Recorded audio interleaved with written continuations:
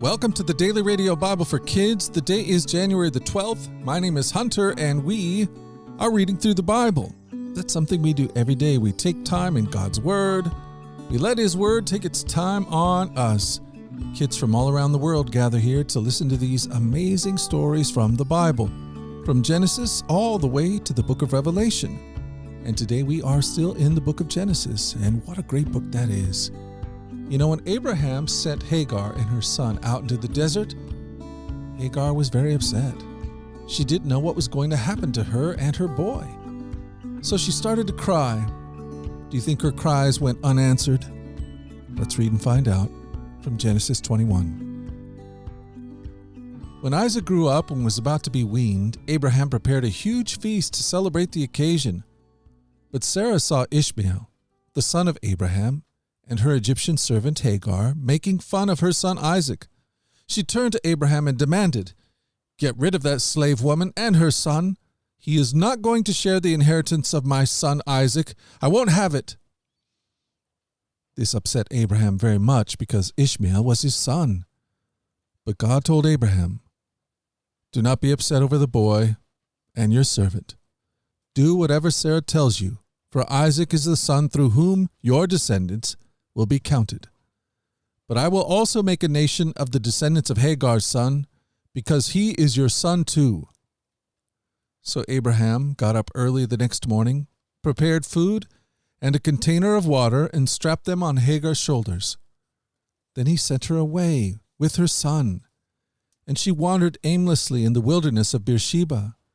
When the water was gone, she put the boy in the shade of a bush. Then she went and sat by herself about 100 yards away. "I don't want to watch my boy die," she said, and she burst into tears. But God heard the boy crying, and the angel of God called to Hagar from heaven, "Hagar, what's wrong? Do not be afraid. God has heard the boy crying as he lies there. Go to him and comfort him, for I will make a great nation from his descendants." Then God opened Hagar's eyes, and she saw a well full of water. She quickly filled her water container and gave the boy a drink. And God was with the boy as he grew up in the wilderness. He became a skillful archer, and he settled in the wilderness of Paran. His mother arranged for him to marry a woman from the land of Egypt. Wow. God heard Hagar's cry, just as he hears yours. Hagar was so deeply heartbroken, so troubled. Her master had sent her away into the desert with her son and his son, with only a bottle of water. It's no wonder she was crying.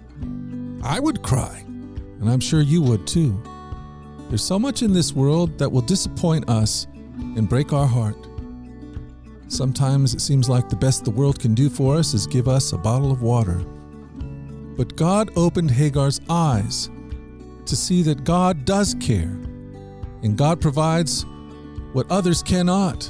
Where others will give you a bottle of water, God opens Hagar's eyes to see a well full of water for her and her son, a son that God will bless. This son will become the father of many nations. God saw Hagar, and he saw her son, and he blessed them. May God open our eyes to see the well of life, the water of life that is there for us, especially when life disappoints us and hurts us, and it seems like all we have is a bottle of water in the middle of a desert. That's the prayer that I have for my own heart, and that's the prayer that I have for you, that God will give us eyes to see just how good God is. Well, hey friends, we've done it again. We've spent another day in the Bible, and I plan on being back here again tomorrow to do the same thing. But before I let you go, just want to remind your parents and you of a few things. One is our webpage, dailyradiobible.com, is our home base out here in the interwebs. While you're there at that webpage, you'll also see things like our email newsletter, which goes out about once a month, and we would love for you to get that. So head on over there and sign up for that newsletter. Well, hey, friends, I'm going to let you go. How about we show up again tomorrow and we'll do the same thing, Lord willing? Lord willing, and the creek don't rise. I plan on being here. Until that time, let's go forward. Let's go forward in God's joy. Let's let His joy be our strength. And let us always remember this, that you are loved. No doubt about it. Alrighty, I'll talk to you again tomorrow. You guys take care. Bye-bye.